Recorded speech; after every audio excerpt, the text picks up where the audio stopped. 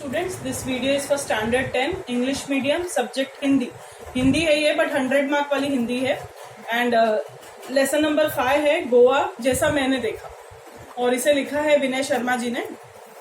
ये एक बहुत अच्छा, जिसे हम यात्रा वर्णन कहते हैं, मतलब जैसे कोई कहीं जाके आएगा, ट्रेवलॉग कहते हैं इसे इंग्लिश में।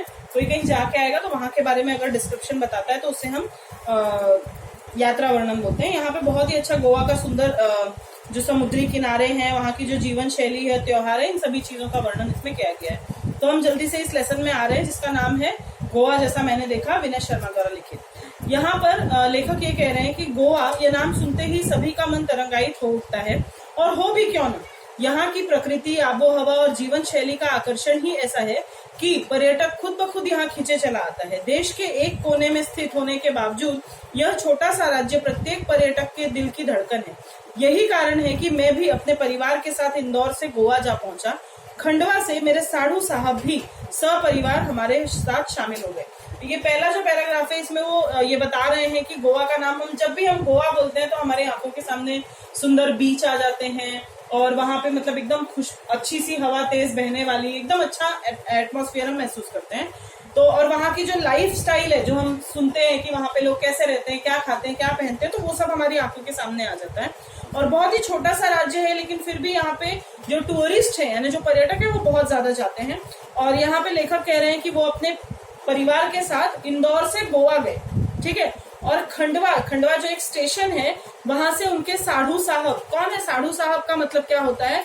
लेखक की पत्नी के जो जीजा जी होंगे, मतलब लेखक की जो साली होंगे, उनके पति को साढ़ू कहते हैं। तो साढ़ू साहब जो है वो भी अपने पूरे परिवार के साथ में शामिल हो गए, मतलब एक अच्छी सी पिकनिक के लिए ये लोग चले गए। 23 नवंबर को जब गोवा एक्सप्रेस मडगांव रुकी तो सुबह का उजास हो गया था। एक टैक्सी के हॉर्न ने मेरा ध्यान उसकी ओर खींचा और हम फटाफट उसमें बैठ गए। यानी लेखक जब 23 नवंबर को वहां पे पहुंचे हैं, ठीक है, तो वहां पे किस ट्रेन से पहुंचे हैं? गोवा एक्सप्रेस। कहाँ पे उतरे हैं वो? मडगांव में।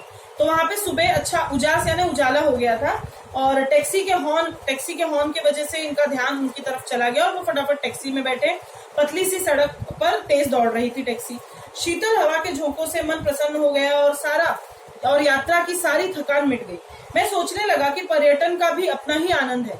जब हम जीवन की कई सारी समस्याओं से जूझ रहे हों तो उनसे निजात पाने का सबसे अच्छा तरीका पर्यटन ही है। ये तो आप सभी लोग मानते होंगे कि मतलब जब भी हम बहुत ज्यादा स्ट्रेस आउट हो जाए तो हम वीकेंड के लिए या कहीं घूमने के लिए बाहर जाना पसंद करते हैं।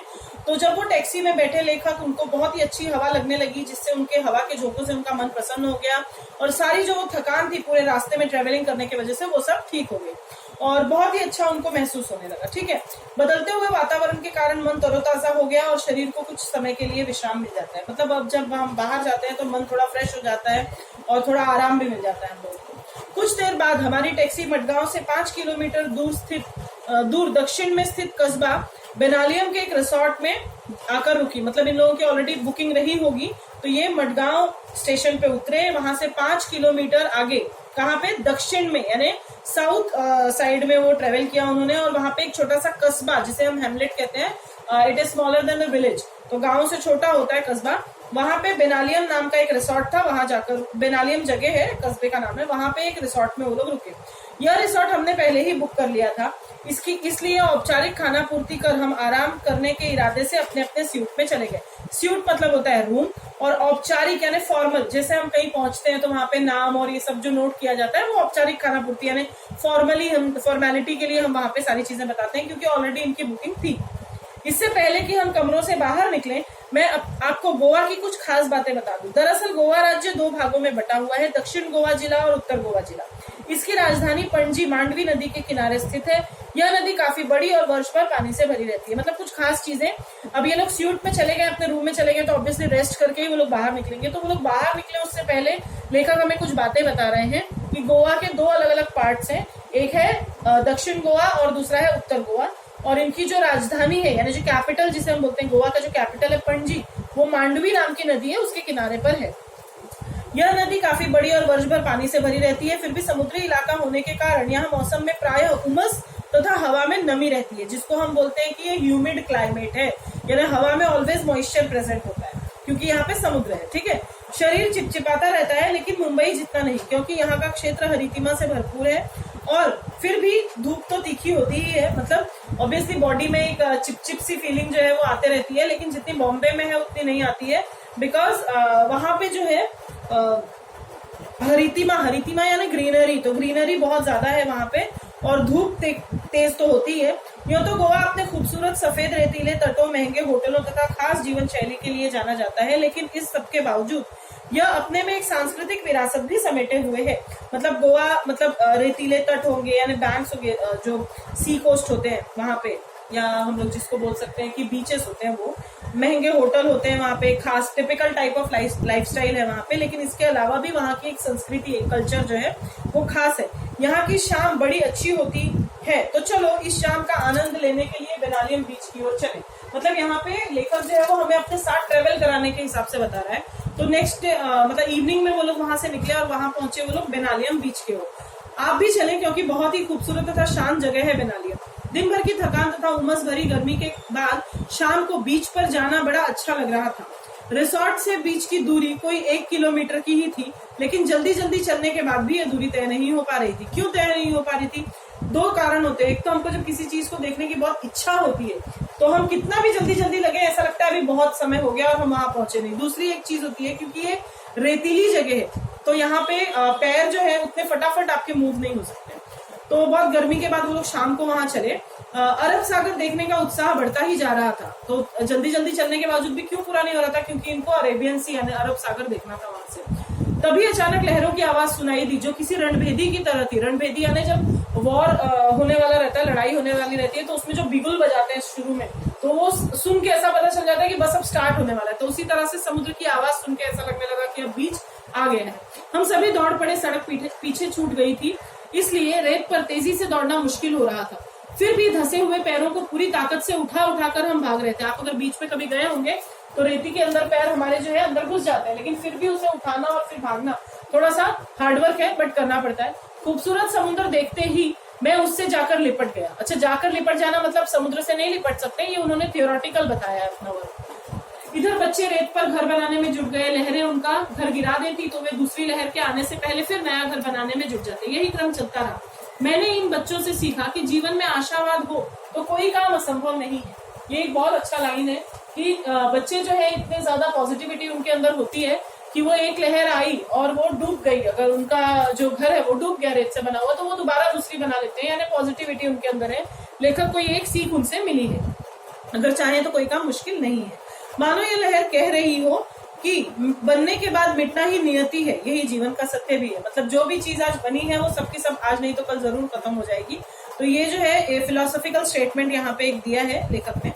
यहाँ एक मजेदार दृश्य भी देखने को मिला। लहरों की आवाज के बीच चिड़ियों की टी टी टी की आवाज भी आपका ध्यान अपनी ओर खींच लेती है। दरअसल ये पक्षी लहरों के साथ बहकर आई मछलियों का शिकार करने के लिए किनारे पर ही मंडराते रहते हैं, क्योंकि जब तेज हवा के कारण एक ही दिशा में सीधे नहीं उड़ पाते तो सुस्ताने के लिए किनारे पर बैठ जाते हैं। मतलब ये जो पक्षियों की आवाज थी उसको बताया गया है। टी टी टी की आवाज के जो पक्षी थे, ये कौन से थे? जो समुद्र के अंदर जो मछलियां होती है उसका शिकार करने आए हैं। अक्सर आपने देखा होगा, अगर आप ऐसी जगहों पे जाएंगे तो जो पक्षी होते हैं वो बहुत नीचे की तरफ से उड़ते रहते हैं, मतलब पानी के थोड़े ही ऊपर से, ताकि वो इजीली उनको पकड़ सके मछलियों को। और इसके अलावा भी ये बहुत दूर से आए हैं, तेज हवा की वजह से ये अच्छे से उड़ नहीं पाते हैं, तो ये थोड़ा सा सुस्ताने के लिए, यानी थोड़ा रेस्ट लेने के लिए बैठ जाते हैं। लेकिन यहाँ बैठे कुत्तों को इसी बात का इंतजार रहता है, मौका मिलते ही वे इन पर झपट पड़ते हैं, लेकिन बेचारे कुत्तों को सफलता कम ही मिल पाती है, क्योंकि पक्षी जो होंगे उनको खाने के लिए वहां पे जो कुत्ते आते हैं, तो पक्षी बहुत इजीली फटाक से उड़ जाते हैं, तो कुत्ते उनको नहीं पकड़ पाते। फिर भी पक्षियों का बैठना, कुत्तों का दौड़ाना, पक्षियों का टी टी कर उड़ जाना, यह दृश्य सैलानियों का अच्छा मनोरंजन करता है। सैलानी यानी भाई टूरिस्ट जो वहां घूमने आए हैं, तो ये सब चीजें उनको अच्छी लगती है। इधर जैसे ही सूर्य देवता ने विदा ली, वैसे ही चंद्रमा की चांदनी में नहाकर समुद्र का नया ही चेहरा नजर आने लगा। अब समुद्र स्याह और भयावह दिखने लगा। मतलब समुद्र जो है वो थोड़ा सा स्याह और भयावह यानी थोड़ा सा डेंजरस सा लगने लगा। तो इसके बारे में भी देखो, आप अगर बीच में गए होंगे तो शाम के समय में ऐसा हमें महसूस होने लगता है, तो ये तकलीफ जो है ये होते रहती है। उसके अलावा अगले दिन हमने बस से गोवा घूमने की योजना बनाई। वैसे घूमने फिरने के लिए यहाँ बाइक आदि किराए पर मिल जाती हैं और उन पर भी घूमने का मजा भी आता है, लेकिन बच्चों के कारण हमने बस से जाना मुनासिब समझा, क्योंकि जाहिर बात है बच्चों को बाइक पर लेके जाना वहाँ पे सेफ नहीं है।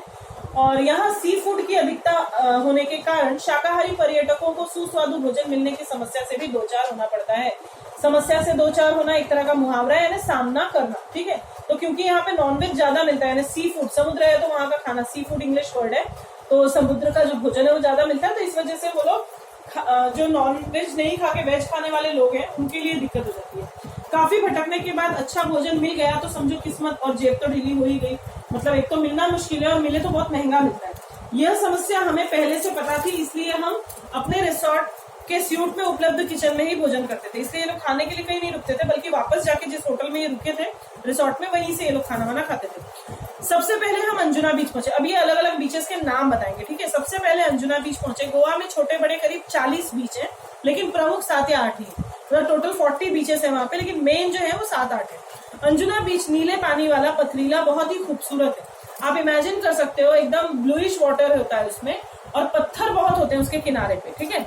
इससे एक और लंबी सी पहाड़ी है जहां के बीच का मनोरम दृश्य देखा जा सकता है। मतलब अगर उस पहाड़ी के यहाँ चले जाए तो वहां से बीच बहुत सुंदर दिखाई देता है। मनोरम है ना, अट्रैक्टिव है। समुद्र तक जाने के लिए थोड़ा नीचे उतरना पड़ता है। नीला पानी काले पत्थरों पर पछाड़ खाता रहता है। देख सकते हो आप कितना अच्छा सीन होगा कि ब्लैक कलर के वहां पे पत्थर हैं बड़े बड़े, जिसपे ब्लू कलर का पानी जो है टकरा रहा है, तो बहुत ही सुंदर दृश्य होता है।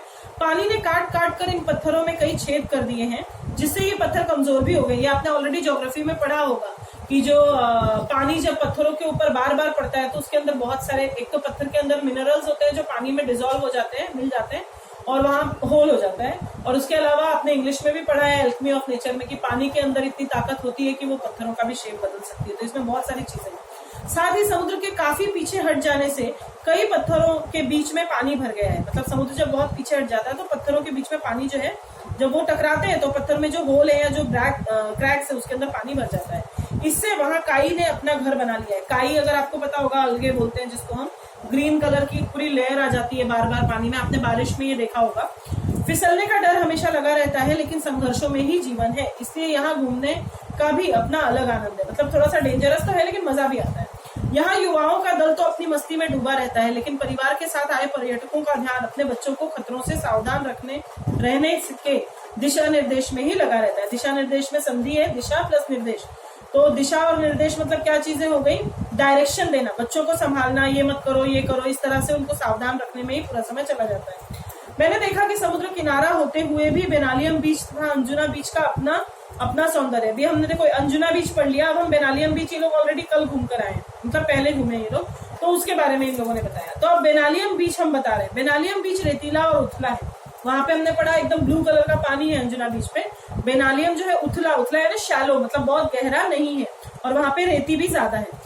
यह मछुआरों की पहली पसंद है, मतलब बहुत गहरे में नहीं जाना पड़ता और फिशरमैन जो होते हैं बहुत आसानी से वहां पे फिशिंग कर लेते हैं, तो इसलिए ये पहली पसंद है। यहाँ सुबह सुबह बड़ी मात्रा में मछलियां पकड़ी जाती हैं, लेकिन मजे की बात यह है कि इतनी सारी मछलियां स्थानीय बाजारों में ही बेची जाती है। स्थानीय यानी लोकल मार्केट जो होता है वहीं पे बिकती है। ऐसा नहीं है कि उनका एक्सपोर्ट बहुत ज्यादा किया जाता है।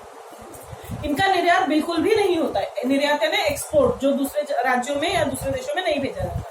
इसके विपरीत अंजुना बीच गहरा और नीले पानी वाला है। दोनों के बीच में डिफरेंस बताया है। यह बॉलीवुड की पहली पसंद है। यहाँ कई हिट फिल्मों की शूटिंग हुई है। दोनों बीच व्यावसायिक है, पर मूल अंतर व्यवसाय की प्रकृति का है। अब ये दोनों के बीच में अंजुना और बेनालियम, ये जो दोनों बीच थे, अंजुना बीच गहरा है, नीले पानी वाला है, तो यहाँ पे शूटिंग ज्यादा होती है बॉलीवुड की। और जो दूसरा था बेनालियम बीच जो था वो उथला है, यानी शैलो है, और वहां से फिशिंग ज्यादा होती है। यानी दोनों भी व्यावसायिक, यानी दोनों कमर्शियल यूज के लिए, मतलब पैसे दोनों बीचों से कमाए जा सकते हैं, बस जो ऑक्यूपेशन है वो दोनों अलग अलग है। एक जगह बॉलीवुड है तो एक जगह फिशिंग एक्टिविटी है। इसके बाद हम लोग दिन भर पणजी शहर देखते रहे, यानी जो पणजी था, जो वहां का राजधानी है, वहां पे ये लोग घूमते रहे। घूम फिरकर शाम को हम कलिंगवुड बीच पहुंचे। अब ये तीसरा बीच आ गया, कलिंगवुड बीच है।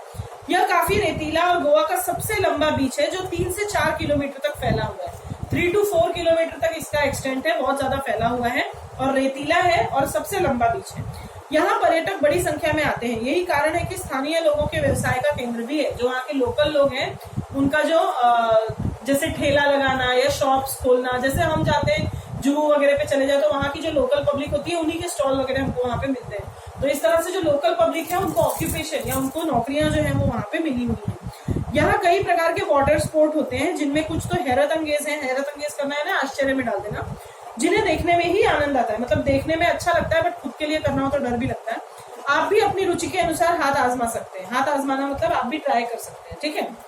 उसके बाद मैंने कई खेलों में हिस्सा लिया, लेकिन सबसे अधिक रोमांच पैराग्लाइडिंग में ही आया। पैराग्लाइडिंग आपने देखा होगा बीचेस पे होती है, तो उसमें सबसे ज्यादा मजा आया। काफी ऊंचाई से अथाह जलराशि को देखना जितना विस्मयकारी है उतना ये भयावह भी है। अथाह जलराशि मतलब अनलिमिटेड वाटर बॉडी, कहाँ से शुरू कहाँ खत्म पता नहीं, इतना ज्यादा पानी ही पानी बहुत ऊंचाई पे जाके देखना, वो थोड़ा सा विस्मयकारी यानी कि आश्चर्य करता है, अच्छा भी लगता है और डर भी लगता है उस चीज से।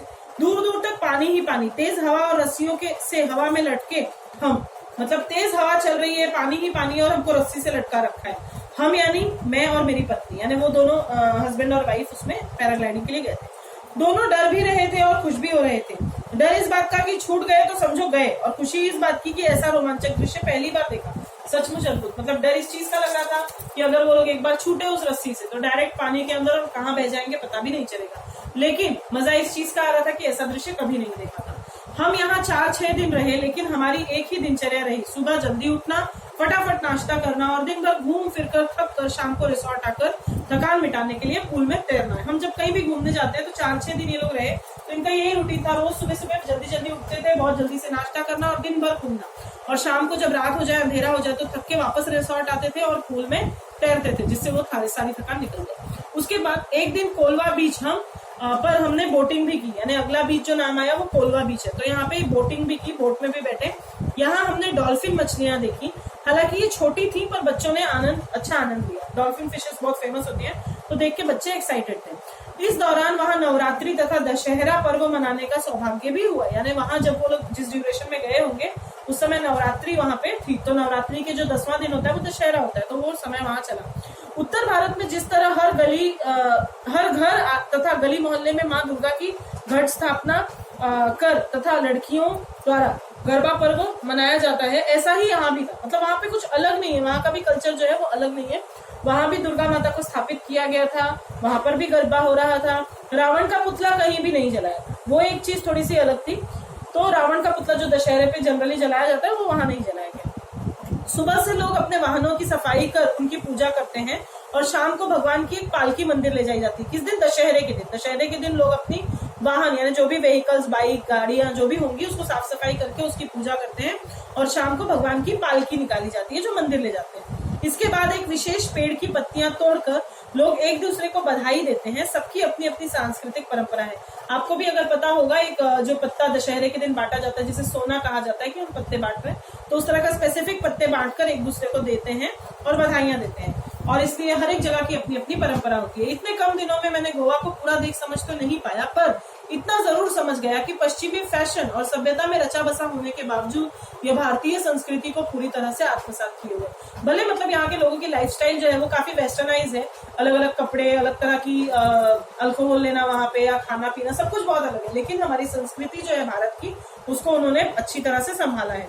पर्यटक फैशन के रंग में कुछ देर के लिए भले ही स्वयं को रंग कर चले जाते हो, लेकिन स्थानीय लोग अपनी सांस्कृतिक परंपरा की उंगली अब तक भी पकड़े हुए हैं। मतलब जो घूमने आते हैं वो भले वहाँ पे एक फैशन के हिसाब से जाते हैं, बट जो वहाँ की जो लोकल पब्लिक है उन्होंने अपने कल्चर को बहुत अच्छी तरह से संभाल के रखा हुआ है। तो इस तरह से ये जो लेसन था हिंदी का 5वां पार्ट गोवा जैसा मैंने देखा बाय विनय शर्मा, ये बहुत ही अच्छा हमें गोवा का दर्शन इन्होंने कराया। धन्यवाद।